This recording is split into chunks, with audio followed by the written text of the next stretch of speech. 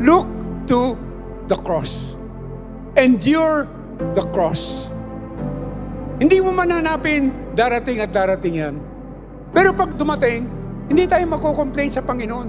Salamat Diyos that you consider me worthy to embrace this cross that you give to me. Malaking bagay ito mga kapatid. Pero alam nyo, pag ganito ang ating posture, nothing can ever bring you down. Kasi nga sabi nga natin, mangyayari at mangyayari ang hindi magandang mga bagay sa ating buhay, sa mundo. Hindi mo maiwasan yan. Nandyan yan. But when we have the positive attitude, we are clinging to God and knowing that this will bring us into a deeper, more personal, more intimate relationship with our Lord Jesus Christ, then we're winners.